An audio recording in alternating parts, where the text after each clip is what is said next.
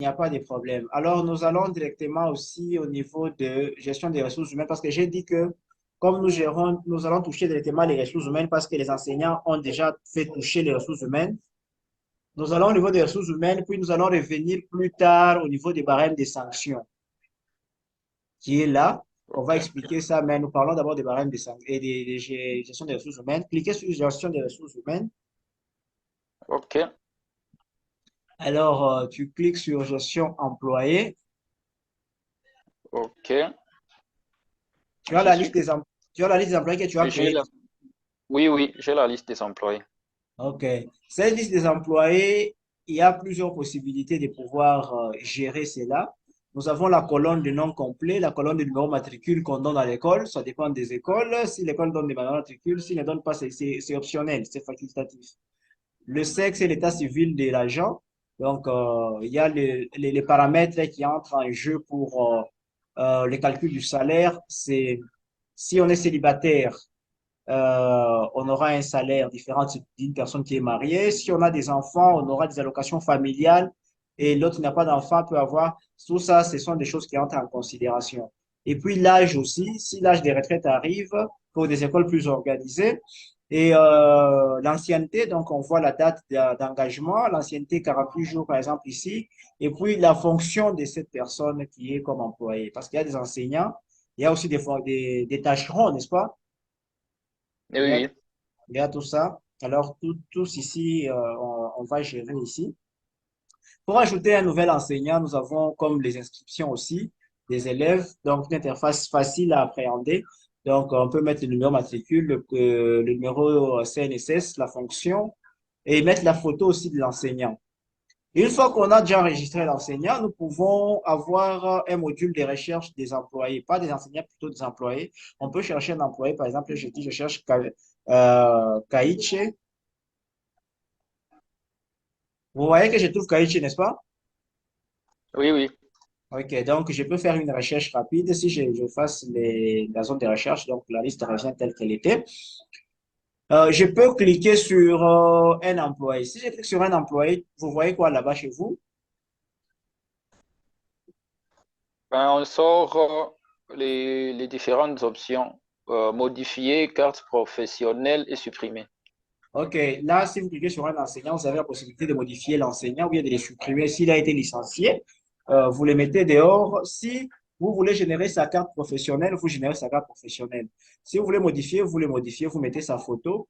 Mais nous allons gagner plus de temps parce que là, on peut mettre la photo en cliquant là-dessus, on peut mettre la photo. Ce n'est pas, je mets une photo au hasard comme ça. Et puis, on peut mettre lieu de naissance, tout ça. Et puis, on peut cliquer sur carte professionnelle. La carte professionnelle va générer. La carte professionnelle est gratuite. Là, on ne paye pas comme la carte d'élèves. Là, c'est gratuit. C'est un cadeau que nous offrons aux établissements scolaires. La carte est en train d'être générée. Elle est en train de prendre le logo de votre établissement. Vous avez vu la carte? Patienter, ça charge encore.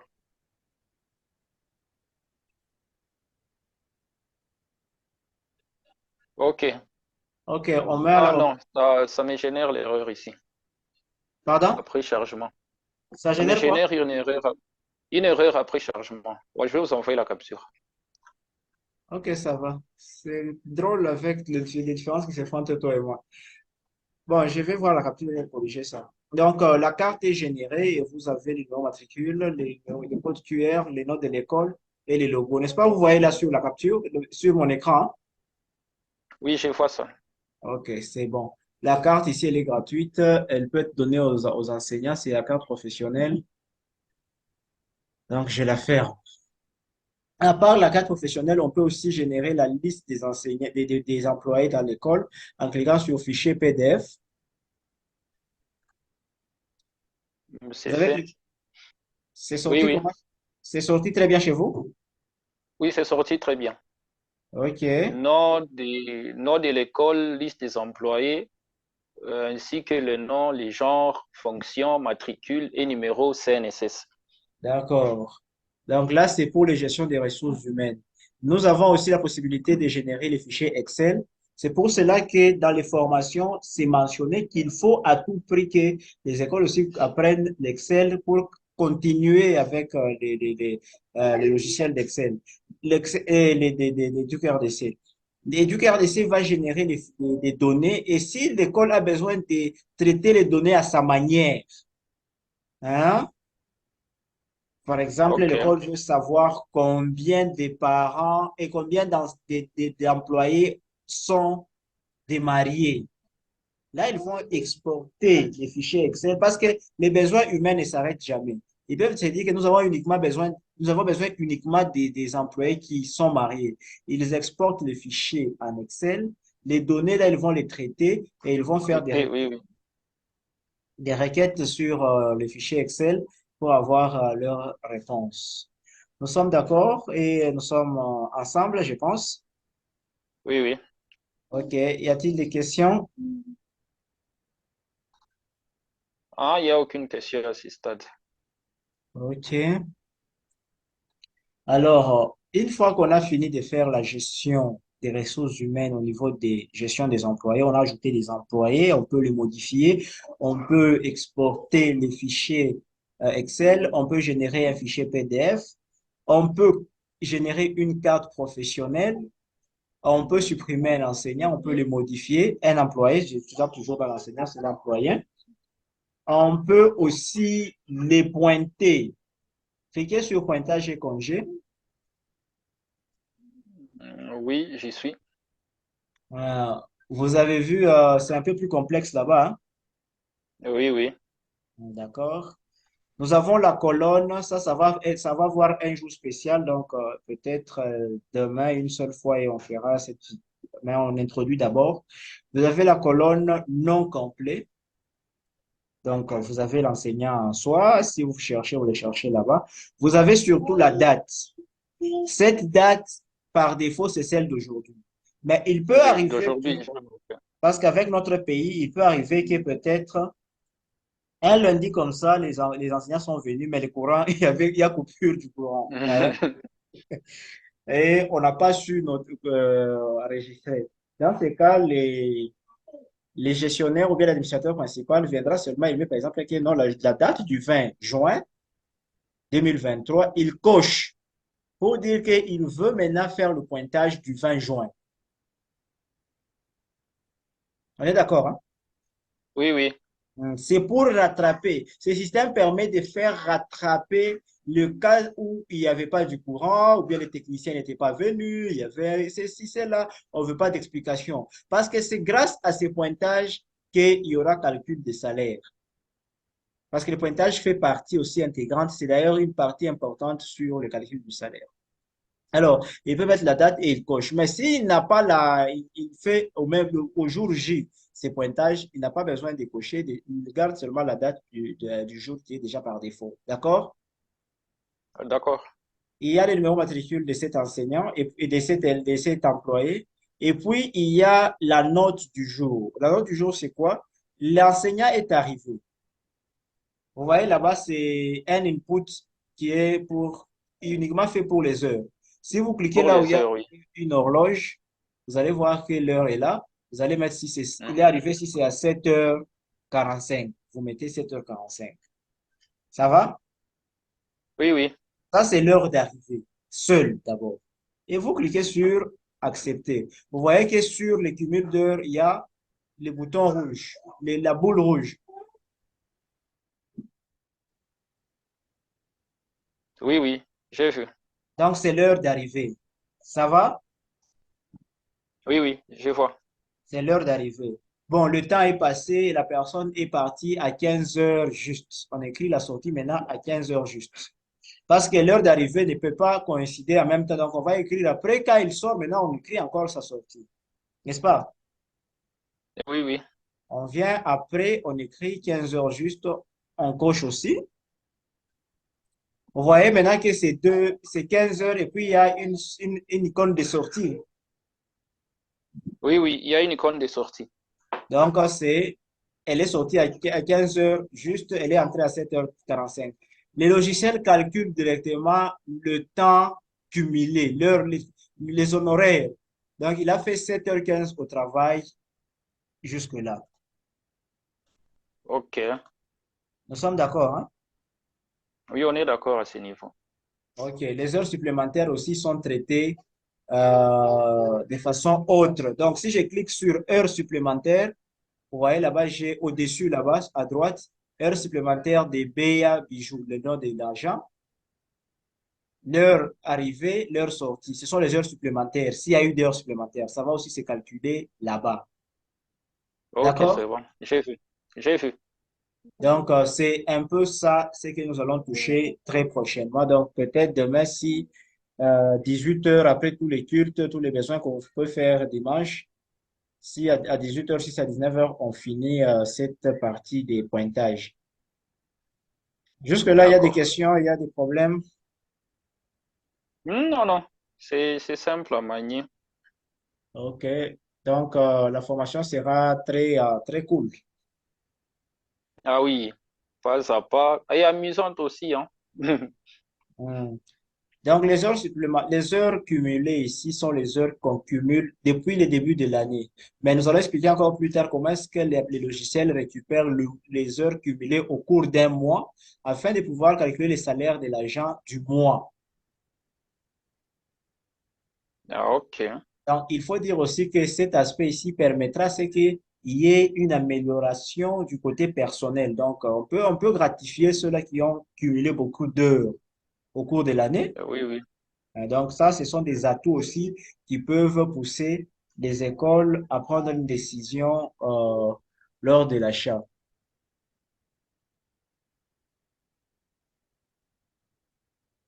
Bon, tu peux m'expliquer aussi à partir Ah, de, à comme tu as partir dit, de. tu m'expliques à partir de vie scolaire, ce qu'on a appelé sur vie scolaire. Donc, Ok. À partir des vies scolaires, la première des choses, premièrement, il faut créer, parce on a les élèves, on crée d'abord les élèves au niveau de l'inscription. mhm, Et après inscription, on part dans la vie scolaire au niveau des classes et promotions. Au niveau des mhm, classes et promotions, on crée des classes, donc les niveaux, le groupe qui correspond aux classes. Par exemple, si on a scientifique A, B, C, ce sont des groupes, on donne. On crée des sections. Par exemple, scientifique, il y a deux sections. Il y a mhm. biologie, chimie et il y a maths, physique. Mais pour ce qui est de la troisième et quatrième, il n'y a pas encore le choix d'option. Ça commence à partir de la cinquième. Donc, au niveau Mais des troisième et quatrième, tout en mettant en considération que les cinquièmes et sixièmes n'existent plus, hein. C'est oui, septième, oui, huitième éducation de base, c'est puis de base. première scientifique, deuxième scientifique. Et en plus, l'option Scientifique, oui. biochimie n'existe plus, c'est l'option sciences. Donc, sciences et maths, scientifique, biochimie et maths physique ont été mises Physique. ensemble. C'est l'option sciences. Ah, ok. Donc, il n'y a que À ce niveau, la troisième science, c'est ça, la sixième biochimie ou bien la sixième maths physique. biochimie, maths, physique, hein. Au OK. niveau de la section, parce que la liste des sections, elle est vide, ça Mhm. dépend des sections que l'école possède. Et OK. l'école peut ajouter, en cliquant sur Ajouter section, et OK. directement les curseurs nous renvoient automatiquement sur les champs Nouvelle section. Là, on Mhm. peut écrire la section dont on possède au niveau de l'école. OK. Et après avoir mentionné la section, on peut ajouter la section. Mhm. Et après ajout maintenant de la section maintenant, on peut aller sur la liste des sections. Mhm. Par exemple, comme on a ajouté technique, Mhm. on peut sélectionner maintenant la section. OK. Et lorsqu'on sélectionne la section, les champs nous renvoient au niveau du nom. Le Bon, nom de l'option maintenant, l'option de la section, parce que chaque section possède aussi des options. OK. Si On dans le, ajoute le nom. à chaque section, toutes les sections ne possèdent pas les options parce qu'il y a la section primaire, il n'y a pas d'option. La section éducation de base n'a pas d'option. Donc, Bon, au niveau, chaque option appartient obligatoirement, chaque option appartient à une section, mais toute section n'a nécessairement pas une on voit pas option. une option. Oui, oui, OK. parce qu'il y a la Bon, au section cas où, maternelle. Maternelle n'a pas d'option, primaire n'a pas d'option, éducation de base n'a pas primaire n'a d'option. pas d'option. Oui. Au cas où la section possédait une L'option, option, on peut ajouter l'option. OK. Comme ici, j'ai fait sur Et mon écran. oui, oui, on peut ajouter l'option et Mhm. cliquer sur ajouter et directement, ça va nous renvoyer sur une petite, on aura une petite liste des options que nous possédons. Mhm. Et en bas, nous aurons la liste des classes que nous avons créées, ainsi Oui. que euh, le nombre de cours qui appartiennent à l'option, à la Mhm. classe, le nombre d'élèves, les genres. On donne aussi les genres par rapport s'il y a des écoles mixtes, on aura des Mhm. filles et des garçons. Il y a aussi des collèges, il y a uniquement que des garçons. Là, on va nous donner que les nombres des garçons. Et nous avons aussi la possibilité de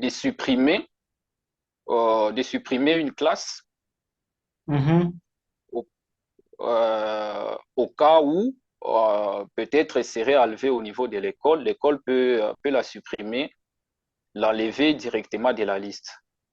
Et OK. après avoir attribué quoi, après avoir créé maintenant les classes, après avoir créé maintenant, inséré les élèves, la troisième étape, on doit maintenant créer les cours parce qu'on a les élèves, on a des classes et les élèves doivent étudier, donc les élèves doivent posséder des cours. OK. Et la troisième étape, nous créons le cours dans l'onglet vie scolaire et nous sélectionnons l'option cours et attribution. OK. Au niveau de cours et attribution, c'est trop simple. Nous avons le nom du cours, la charge horaire. La charge Mhm. horaire correspond au nombre d'heures que le cours sera dispensé par semaine. Mhm. Le travail max qui correspond à la pondération au niveau de la période. Et Mhm.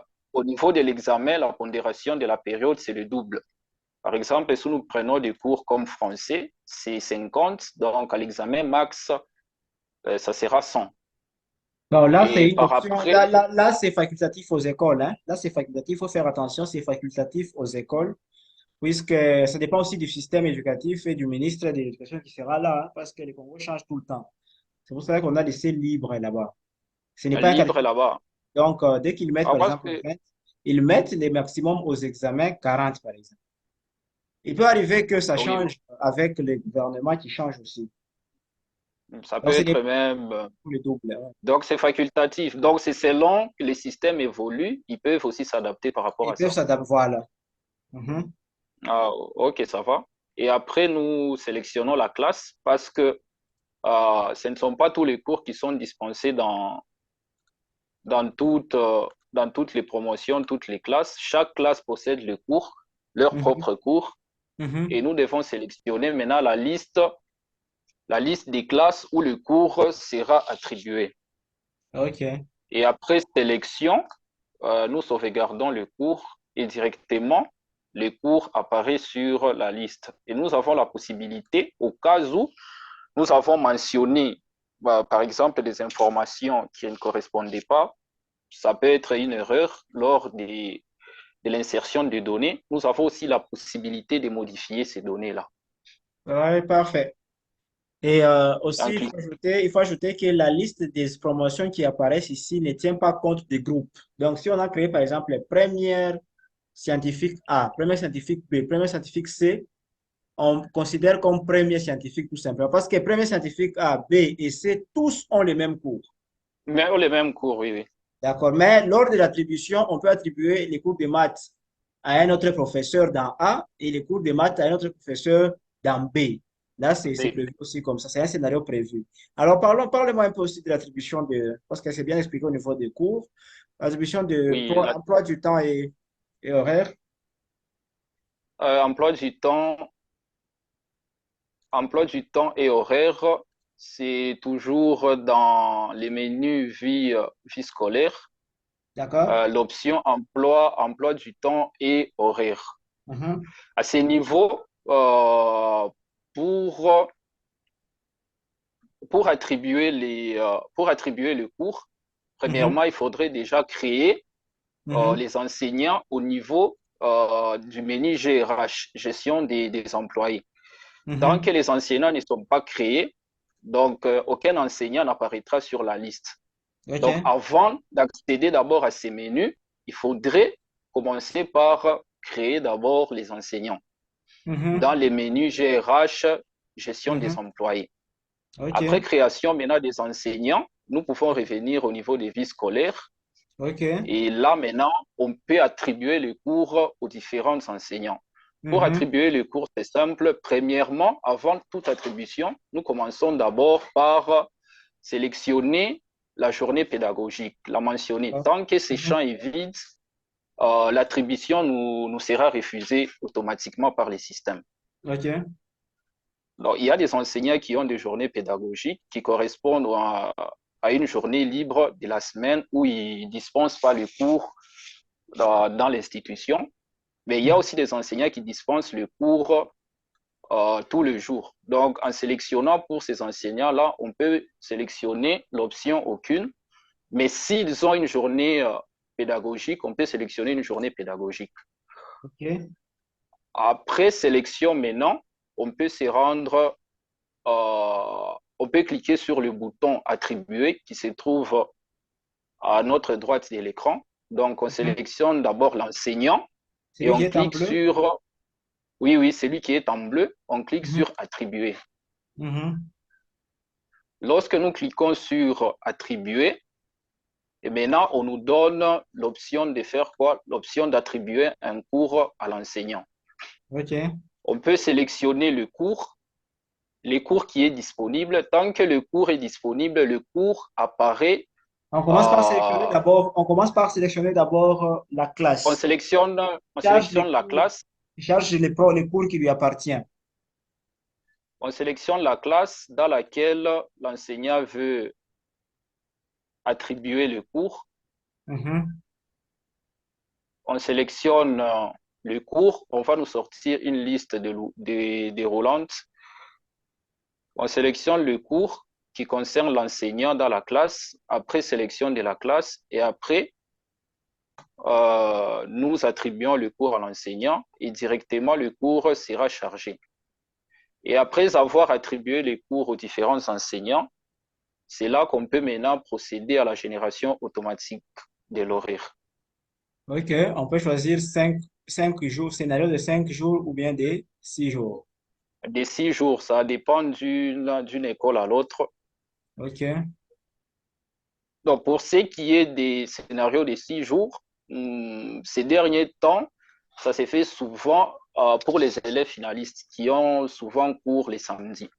Oui, oui. Donc, Et aussi pour ceux-là qui ont deux gonds, qui ont peu de salles de classe, mais qui étudient les ah oui, matins. oui, Il y a aussi ceux des oui, après-midi. oui, c'est Et ils des après-midi aussi. sont obligés d'étudier le samedi parce qu'ils ne peuvent pas aller jusqu'à la 7e heure ou la 8e heure. Oui, oui. Mhm, Et après avoir attribué le cours, mhm. euh, on part sur la liste des semaines, on sélectionne, on clique sur la flèche, on va nous sortir une liste déroulante de toutes les classes ainsi que les scénarios. OK. Il suffit juste de choisir la classe comme nous. On a créé deux classes, troisième scientifique C et électronique. Mhm. Il suffit juste de cliquer sur les scénarios et directement, l'horaire sera généré automatiquement. OK. Et Mhm. nous avons aussi la possibilité euh, d'imprimer l'horaire parce que souvent on remarque dans la salle des professeurs, souvent les horaires sont affichés. Il y aura aussi la possibilité d'imprimer l'horaire Mhm. et peut-être de distribuer à chaque enseignant et au besoin aussi de l'afficher dans la salle des professeurs. D'accord, d'accord, d'accord. En tout cas, Félicitations, tu expliques mieux que moi d'ailleurs. Ah bon? Tu expliques mieux que moi, donc toute ma confiance est sur toi. Donc, c'est très bien expliqué. Bon, Et vous êtes un peu trop technique. oui, trop technique et j'ai envie d'en finir rapidement parce que tellement que j'ai codé déjà l'étape qui va suivre à tel point que je saute un peu. Je parle aussi très vite, comme l'a dit ta marraine ici. Je parle Ah vite. bon? Bon, heureusement, on se comprend depuis longtemps. Je vous capte facilement. Mhm. Ok, c'est bon. Il nous reste, je pense, 1 minute selon Zoom, mais je pense qu'on a fini. OK. On peut prendre le programme demain, quelle heure? Demain, donc après